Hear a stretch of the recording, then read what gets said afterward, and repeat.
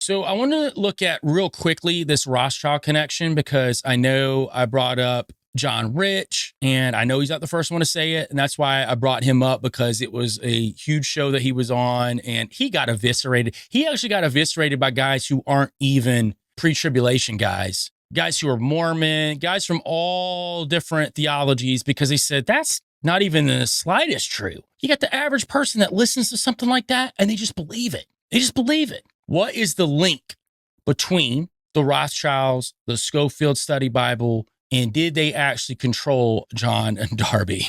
So all the research I've done, and I actually looked at some other researchers who do deep dives on the Rothschilds to see could the Rothschilds have anything to do with this. There is no reference to Darby or Scofield having ever worked for or ever came across the Rothschilds. Matter of fact, during the period of time in 1909, they didn't have a real presence in America. And in Europe at the time, their power had waned a lot.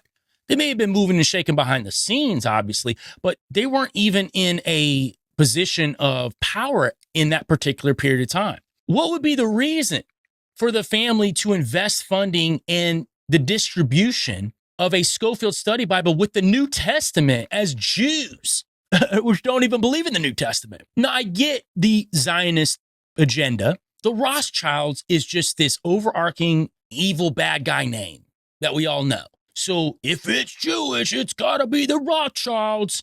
And so that's where people are getting it from. And no edition of the reference Bible had any reference to the Rothschilds. None of the editions, none of them. So back to, again, literally no tie to any of this. It's just classic conspiracy theorists and what little Caesarists do. Oh, let me snatch that out of there, throw it against the wall, and it'll stick. People will believe it.